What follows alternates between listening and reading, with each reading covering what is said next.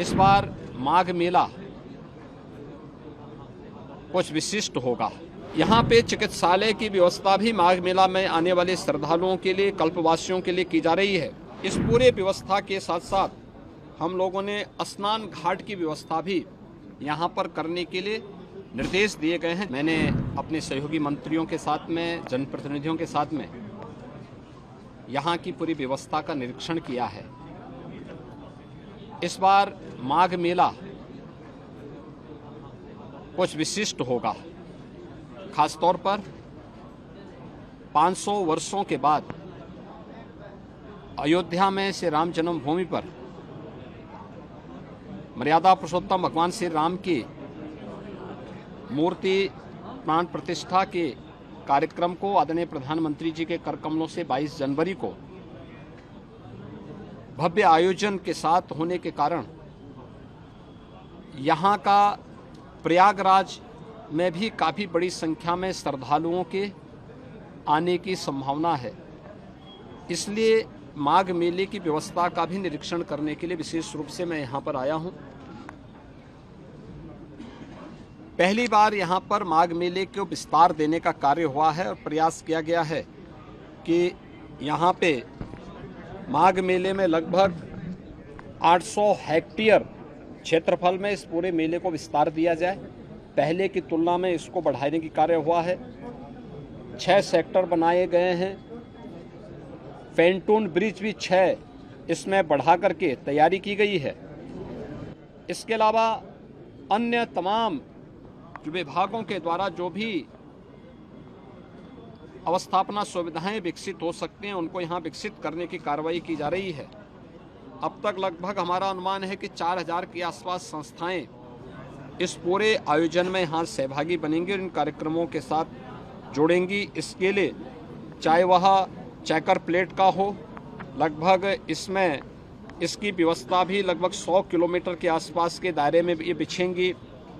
यहाँ पे जलापूर्ति के लिए जो व्यवस्था की जा रही है, लगभग 200 किलोमीटर की पाइपलाइन इस पूरे माघ मेला क्षेत्रफल में बसाने की व्यवस्था भी की गई है।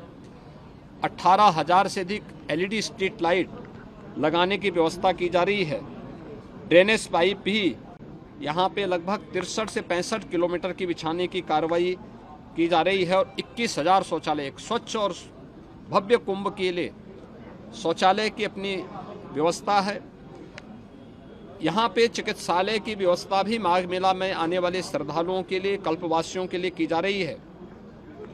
और इस पूरे व्यवस्था के साथ साथ हम लोगों ने स्नान घाट की व्यवस्था भी यहाँ पर करने के लिए निर्देश दिए गए हैं, जिसमें विशेष रूप से 8,000 फीट से अधिक के जो है घाट, स्पेशल घाट यहाँ पे तैयार किए जा रहे हैं मेले की दृष्टि से। गत वर्ष की तुलना में कल्पवासियों की संख्या बढ़ने की भी यहाँ पे संभावना है और उसी को ध्यान में रख करके सारी तैयारियां की जा रही हैं। यह एक अवसर होगा माघ मेला हमारे लिए 2025 के प्रयागराज महाकुंभ की तैयारी की एक ट्रायल करने के लिए, उसके एक प्रारंभिक भूमिका तैयार करने के लिए, और पूरी टीम उसी दिशा से यहाँ पर कार्य कर रही है। ट्रैफिक की व्यवस्था को सुनिश्चित करने का कार्य हो या फिर यहाँ पर पार्किंग के स्पेस को,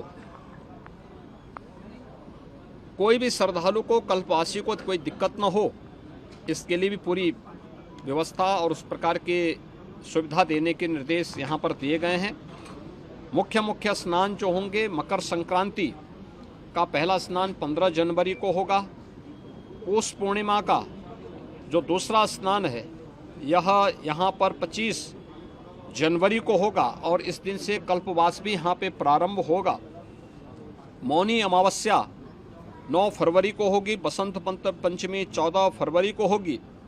माघी पूर्णिमा 24 फरवरी को और महाशिवरात्रि 8 मार्च को संपन्न हो। ये आयोजन होंगे जो मुख्य 6 स्नान इस बार के इस पूरे माघ मेले के दौरान यहाँ पर देखने को मिलेगा। लगभग 2 महीने का ये पूरा आयोजन चलेगा और इसके लिए पूरा प्रशासन, पूरा शासन लग करके इस आयोजन को श्रद्धालुओं की सुविधा और आने वाले जो कल्पवासी हैं, साधु संत हैं, और अन्य जो भी संस्थाएं हैं उन सब के साथ बेहतर तालमेल करके इसको भव्य आयोजन के साथ आगे बढ़ाने का कार्य करेंगे। और आज उसी की समीक्षा करने के लिए मैं स्वयं यहाँ पे आया हूँ और मुझे विश्वास है कि प्रयागराज कुंभ 2025 के पहले बेहतरीन माघ मेले की सुविधा हम श्रद्धालुओं को दे करके प्रयागराज को स्वच्छता और भव्य कुंभ का संदेश देने में सफल होंगे।